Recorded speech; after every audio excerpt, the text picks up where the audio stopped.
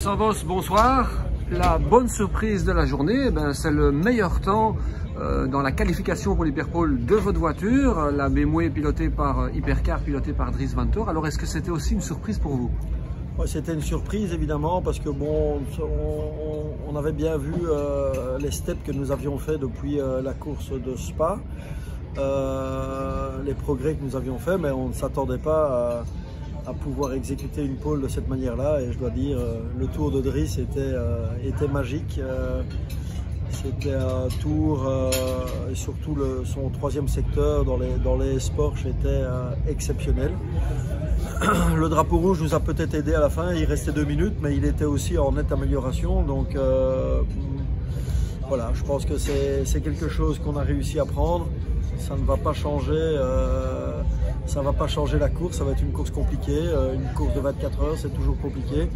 Mais pouvoir faire la pole comme ça le mercredi soir au Mans, c'est quelque chose qu'on ne s'attendait pas très. Ça veut dire que demain, pour l'Hyperpole, en tout cas au pire, vous partirez 8e de ces 24 heures du Mans, quoi qu'il arrive. Qu'est-ce qu'on peut espérer de manière réaliste sur ces 24 heures? Parce que BM disait oui, on vient pour gagner. Bon, il y a de la concurrence. Vous êtes pas mal en pace, on dirait. Mais est-ce que la fiabilité est au rendez-vous, par exemple?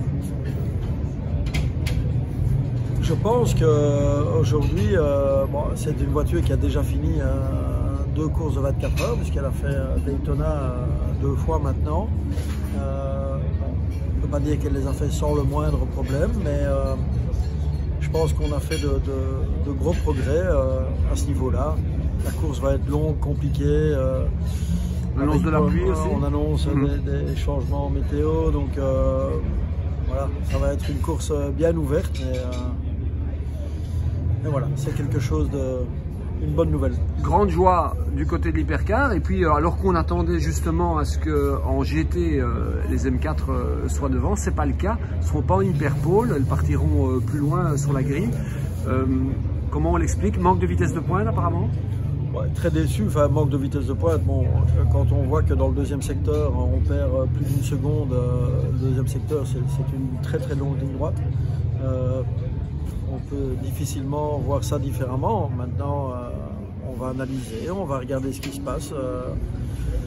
Mais bon, c'est pas la première fois depuis le début de la saison. On a gagné à Imola, mais on a gagné sur un coup stratégique et sur la qualité des pilotes que nous avons. On a fait 1 et 2 même à Imola, mais ça ne s'est pas répété ni à Spa, c'était pas le cas au Qatar non plus, alors qu'au Qatar nous avions fait une course parfaite avec les 2 voitures. Donc voilà, un peu de frustration à ce niveau-là. Maxime Martin avait fait un excellent tour, mais a été lourdement gêné par la Lamborghini de Bortolotti dans la dernière chicane Ford.